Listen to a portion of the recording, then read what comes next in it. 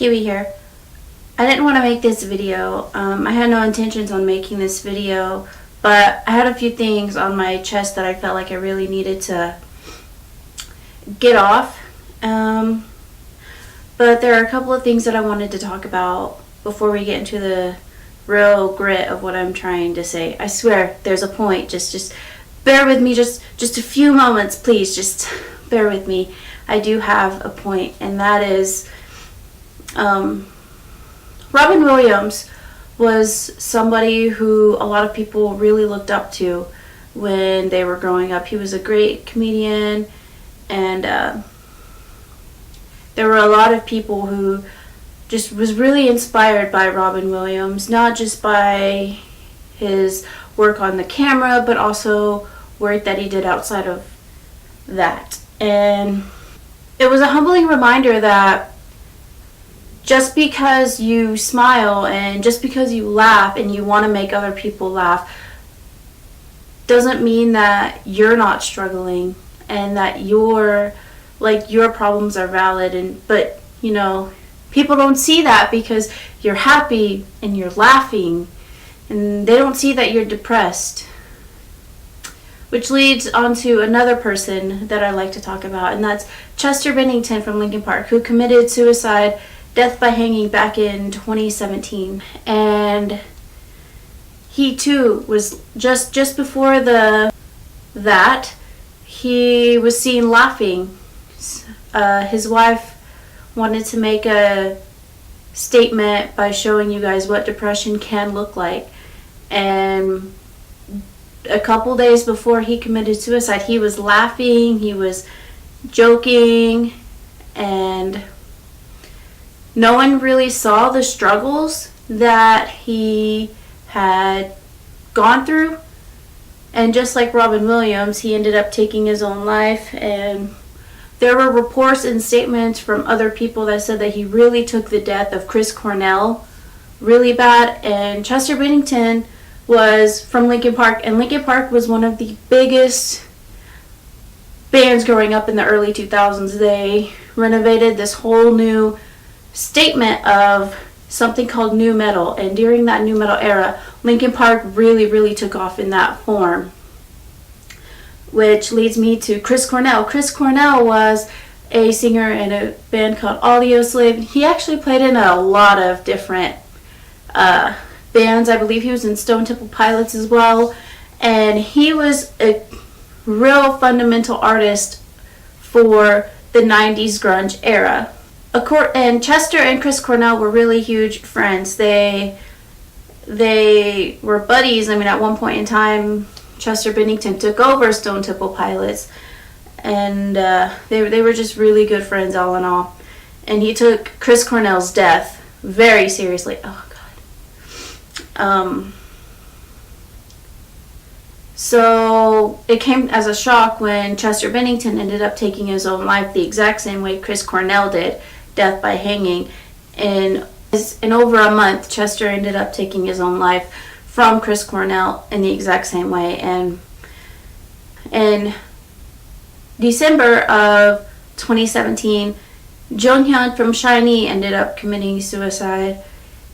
And that was something I think that really shook the entire K-pop community as well, because SHINee was huge. SHINee was one of the biggest members of, or I shouldn't say members, they were one of the biggest K-pop acts, K-pop groups in the entire world at one point in time. And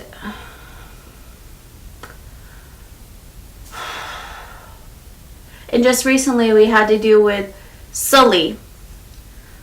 And we all knew what was going on with Sulli. And personally, I don't know why people were so malicious towards her. I honestly don't know why.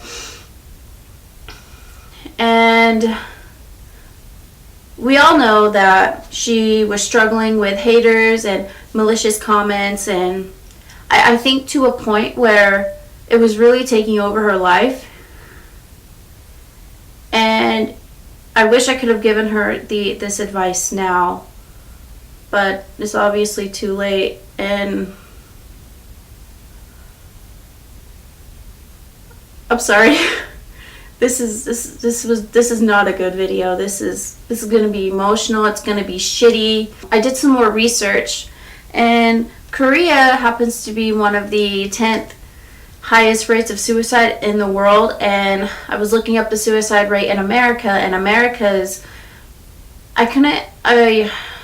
it's getting bad in America as well. What I'm trying to say is that suicide doesn't just affect celebrities, it affects other people as well.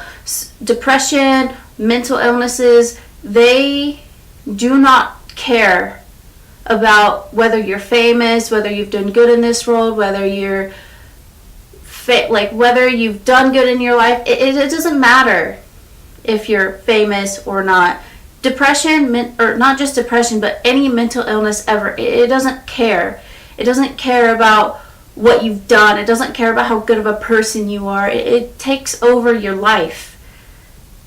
And you think, oh, it's not going to happen to me. It's not going to happen to them, because that's something you hear about on the news. That's something you hear about on the radio. That's something you see on TV, on media.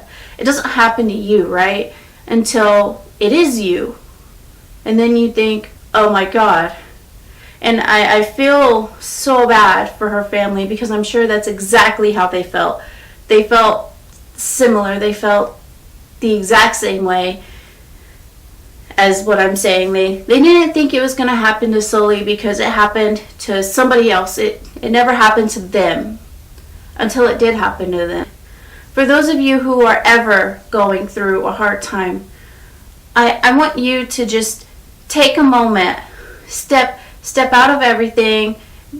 Just take a moment, take a few moments to really appreciate what's going on around you, because I know that this is going to seem hard, because I've been in this position before.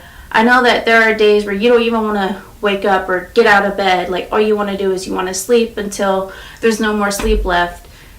But this really needs to be said. I want some of you who are going through a hard time right now to walk outside with a pen or paper, or just, you don't even have to do that. Just take a mental note. Just take a walk.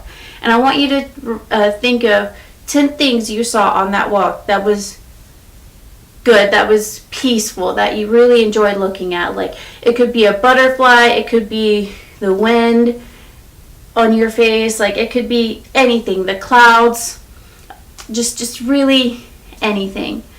And I know this isn't my typical video, but I had some things that I wanted to say that I really wanted to get out of the way. I just don't want anybody to become a statistic.